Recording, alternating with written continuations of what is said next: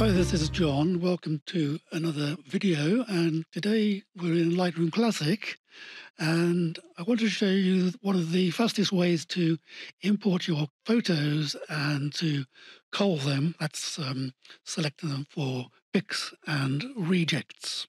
I'm going to start by importing some photos. I already have them on a folder.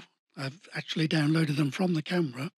So I'm going to click the import button and use the add method as the photos are on the computer, and I'm going to navigate to the folder that I'm looking for.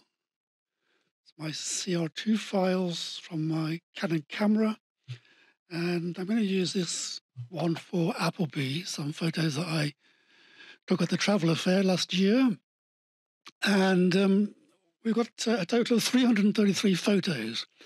Now, one of the fastest ways to import is to use this method called Embedded and Sidecar, which you select at the top right here in the import panel.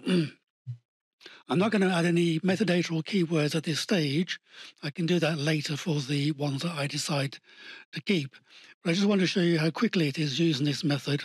So I'm going to go ahead and click import, and Lightroom will start bringing in the photos straight away. It's able to almost do this instantly because it's not having to generate any previews of its own. It's simply using the JPEG embedded preview, which is contained in every RAW file. And if you look at the top left corner of each thumbnail, it's got this little symbol, this little icon, which indicates that we're using the embedded previews and that Lightroom has not yet generated any of its own. So you can see how quick that was. Lightroom is still fetching the initial previews from the camera, but we're almost ready to start culling straight away.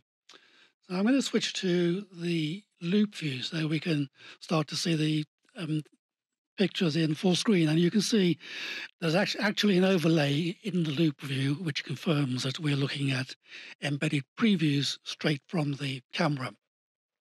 Now, one fast way of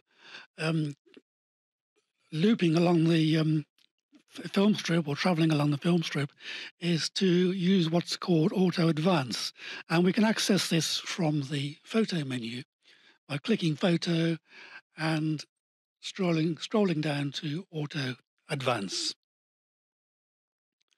I'm going to uncheck it for the time being because the method that I actually like to use, and which has the same effect, is to use the capital lock on the keyboard. One of the advantages of pressing the caps lock key is that I can see the light is on the keyboard, whereas I can't always remember whether I've activated under the photo menu the auto advance. So I'm going to quickly move along the film strip now, and I'll show you how I can also use the shift key as a modifier as I go along. So this first photo I'm going to reject by pressing the X key on the keyboard. And we move straight to the next photo. I'm also going to reject that by pressing the X key, and that one, and that one.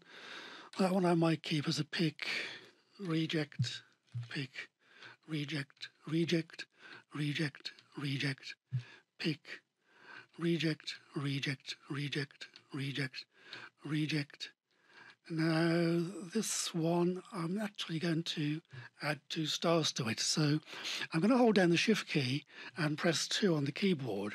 And you can see I was able to override the caps lock key by holding down Shift, and was able to add the 2 stars. And then pressing the P to add the pick then moves me to the next photo. So X for reject. And this one, I'm going to hold down the Shift key and press 2 for 2 stars, and I'm also going to press the 6 key to label it as red, and then release the Shift key and press P to move forward. X, X, X, X, X. That one I might have as a P. X. Well, you get the idea. I'm going to quickly jump back to the grid. I'm not going to go through all 300 photos, and that would take the end of the day. But for the purpose of this demo, you can see what I'm doing. So what I can do now is I can go to the top of the thumbnails and filter for all my picks. And as you can see, there they all are. There's only actually a few. I can actually then go Control A to select all, and I can create a new collection just for the ones that I'm keeping.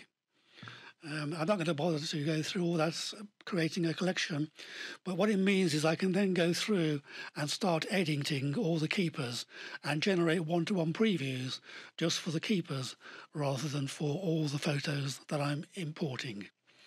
I hope you found this useful, and I certainly find it one of the quickest ways to import into Lightroom. And thanks for watching, and bye for now.